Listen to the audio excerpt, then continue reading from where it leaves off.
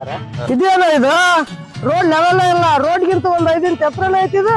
ಇಲ್ಲ ಸರಿ ಮಾಡ್ತೀನಿ ಸರ್ ಅದನ್ನ ಎಷ್ಟೊತ್ತಿರಿ ಸರ್ ಬರೀ 2 ಇಂಚ್ ಐತಿ ಸರ್ ಡಾಂಬರು.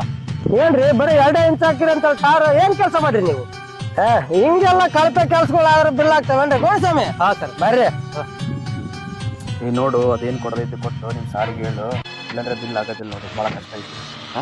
ನೋಡಿ ಸರ್ ಏನು ಮಾಡಿ ಇದೇನು ಹೊಸ್ತಾಗೇನ ಕೊಡೋದು ಕೊಟ್ಟು ಸೈನ್ ಮಾಡ್ಕೊಂಡು ಬಿಲ್ ಮಾಡ್ಕೊಳ್ರ ಉತ್ತರ ಮಾತಾಡ್ತಿರಲ್ಲ. ಮಾತಾಡ್ಸಲ್ಲ. ಹಾ ರೀ ಕರೀರಿ ರೀ ಡ್ರೈವರ್ ಹೋಗಣ್ರಿ. ಡ್ರೈವರ್ ಬರಪ್ಪ. ಸರ್ ಏನೈತೆ ಹೇಳ್ರಿ ಸರ್, ಕ್ಲಿಯರ್ ಮಾಡನ್ರಿ. 1.5 ಲಕ್ಷ ಕೊಡು, ಏನೈತೆ ಎಲ್ಲ ಕ್ಲಿಯರ್ ಮಾಡಿ. ಸರ್ 1.5 ಲಕ್ಷ ಅಂದ್ರೆ ತುಂಬಾ ಕಷ್ಟ ಆಗುತ್ತೆ ಸರ್.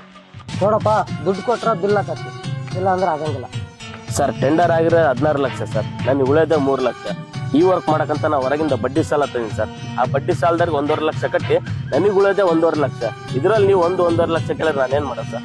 ಮತ್ತೆ ನೋಡಿದ್ರೆ ನೀವು ರೋಡ್ ಅದಾಗಿಲ್ಲ ಇದಾಗಿಲ್ಲ, ಅದು ಸರಿಯಾಗಿಲ್ಲ ಇದು ಸರಿಯಾಗಿಲ್ಲ ಅಂತ ನೀವು 108 ರಾಡ್ ಹೇಳಕತ್ತೀರಿ ಸರ್.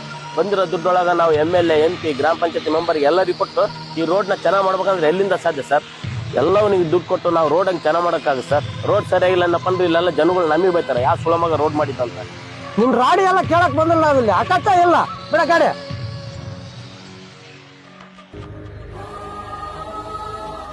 ಹೆಂಗಣ ಇವ ಮಾಡೋದೇನಿಲ್ಲ, ಇಂಥ ಲಂಚ ತಿನ್ನೋ ಸುಳ ಮಕ್ಳು ಇರೋರಿಗೆ ನಾವು ಉದ್ಧಾರ ಆಗಲ್ಲ, ಈ ದೇಶನೂ ಉದ್ಧಾರ ಆಗಲ್ಲ.